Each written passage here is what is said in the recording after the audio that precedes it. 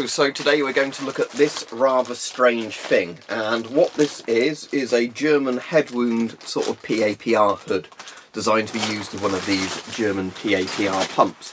So this is the one Steve sent me from the nuclear family, so big appreciation for that, and he sent me the hood for it as well.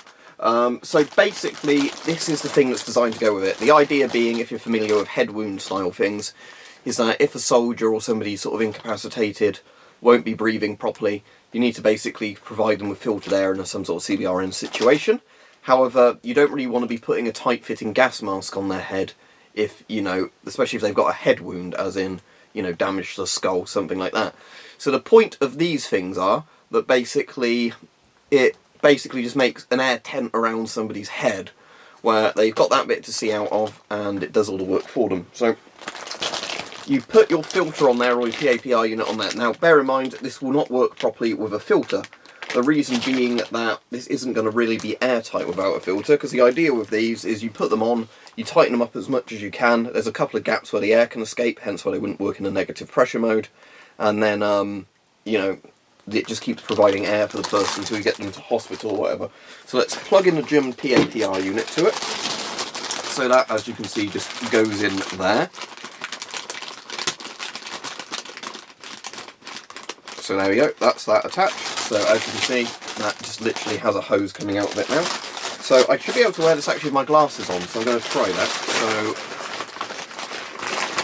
So let's just flick the pump on first to avoid any risk of suffocation, and also because that's a weird smell, this thing. It smells mildly like vomit, so it's not the most pleasant smell to, you know, have going through it. And then let's put it on.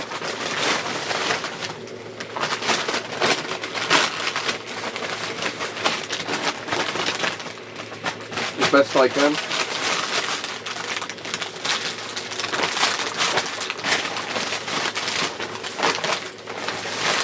Right, there we go. And then I guess you just pull these bits tight.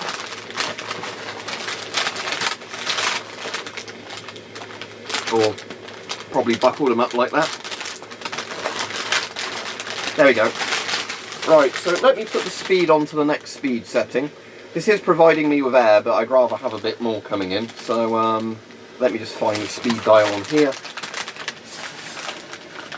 That's why I can't see it, because it's next to me. There we go.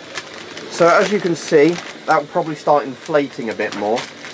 But the main thing is there's air coming through here in the pipe. I can definitely feel that on my face. And that will be escaping through, yeah, I can feel the pressure in this sort of building up a bit. And that will be escaping through the bits where there's holes in the sort of, you know, bit there. So if I tighten this a bit more without strangling myself as I can. So this is very similar to that Polish head wound mask, except this one is for a positive pressure system, which obviously makes a lot more sense, not a negative pressure system, like the sort of SR71 or whatever it is called. There we go. So you should be able to see that there's expanding a bit.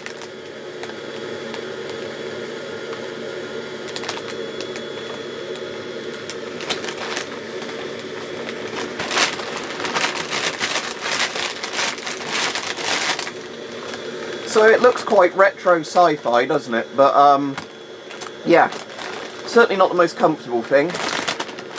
It's a weird sensation when you have one of these on, because you always worry, is there going to be a bit too much carbon dioxide building up like that escape hood if the valves aren't working quite right. It also makes your ears pop a bit each time it does the thing. So yeah, again, thanks to Steve for sending me this. It's an interesting piece of kit, but it's not something I probably personally use much. Just because I'd rather use a proper respirator with a PAPR system on it rather than something like this. But I suppose this would be good for somebody who's got a phobia of gas masks, because you've got like a very good field of view on this. You know, it just looks a bit weird, doesn't it? But there you go. So the operation is very simple. Just the PAPR pulls the air through.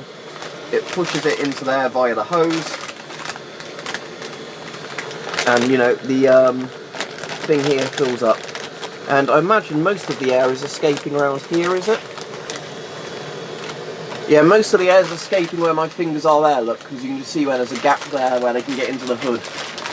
But yeah, so most of the air escapes around where your neck is by the look of it, and you know, comes in here. So in theory, I guess you could have that close to your mouth if you wanted to breathe easier. Then you'd definitely be breathing the filtered air coming directly in. But yeah, it doesn't get too hot, thankfully, because obviously it's blowing cool air onto your face constantly. But yeah, like I said, it's a bit of a weird thing. But I can understand the purpose for it. You know, it's more of, I guess, a single use, evacuate a casualty using it off of the battlefield, rather than, you know, being designed for constant use. Now, something interesting to show you of this, let me just flick this off and loosen the strap.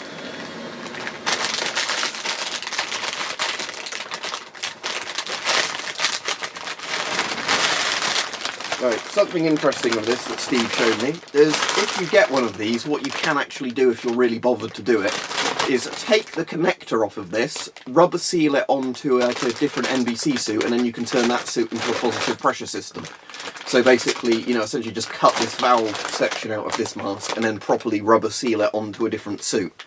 So you would want to do that with a proper rubber sealant. I don't know if you'd want to use silicone adhesive or whatever, but the point is that, you know, you don't just essentially just stick it on with tape. The point is that, you know, it has to be done properly. But it does mean that in theory you could convert another NBC suit to become a positive pressure suit. So that's pretty cool. But as I said, this thing is quite strange looking as it is, because it's literally just a bag with some shoulders on it where you tie it up around your neck. Certainly not like the most comfy thing in the world, but you know, it would do its job, I imagine, quite well. It's just, like, personally, like I've said, I prefer having a proper respirator on rather than something like this, but maybe for a child or, you know, an old person with breathing difficulties, or indeed somebody with a head wound, this would be quite a good design.